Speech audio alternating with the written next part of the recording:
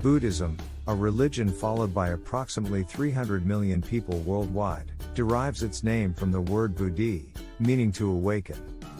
Its roots date back 2,500 years ago when Siddhartha Gautama, also known as the Buddha, achieved enlightenment at the age of 35.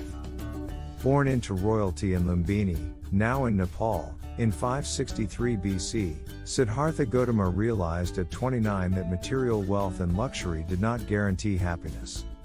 He embarked on a quest to explore various teachings, religions, and philosophies in search of the key to human happiness.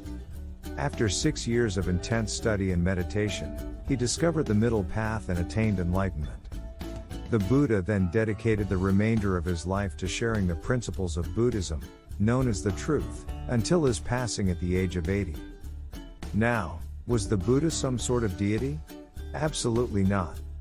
He was a regular guy who simply wanted to show others a way to overcome suffering based on his own experiences. Is Buddhism scientific, you ask? Well, it's all about understanding rather than blind faith. The Buddha encouraged his followers to test his teachings rather than blindly accept them as truth. In essence, Buddhism is more about being your own scientist than a devout follower. So, what's the deal with suffering in Buddhism? It's all about old age, sickness, birth, and the heartbreak of losing a loved one. The root cause of suffering? Cravings and desires, whether it's the desire for fame, money, or material possessions. To break free from suffering, one must embrace and learn from it to gain wisdom.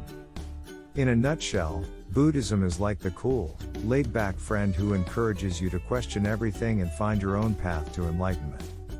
So, grab your lab coat and start experimenting with the Four Noble Truths. The Buddha would want you to.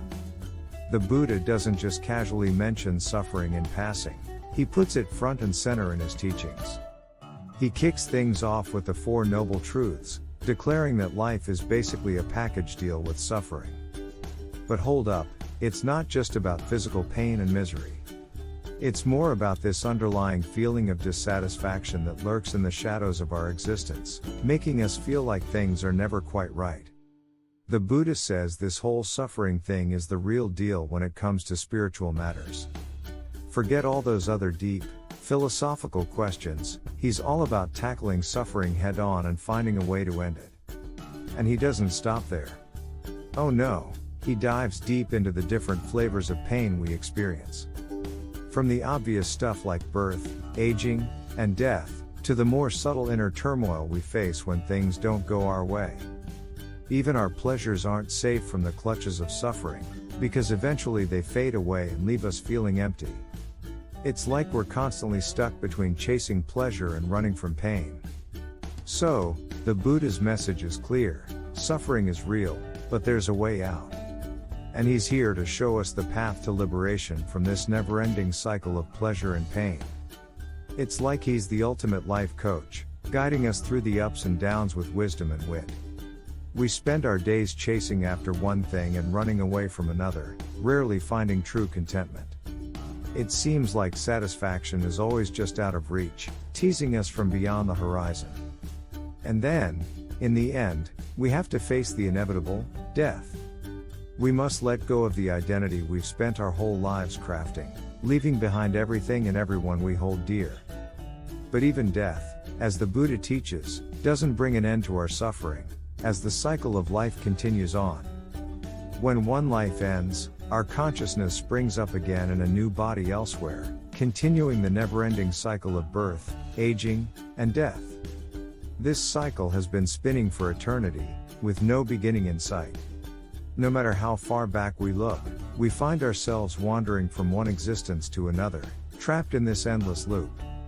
The Buddha describes different realms where we can be reborn, some filled with torment, others with bliss.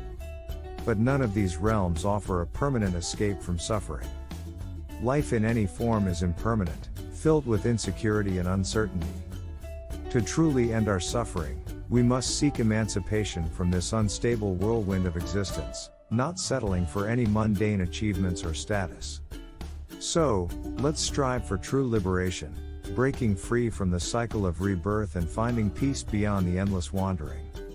Let's not get caught up in the temporary pleasures of this world, but instead focus on achieving true freedom from suffering. Let's break free from the cycle and find our ultimate refuge in the complete end of pain.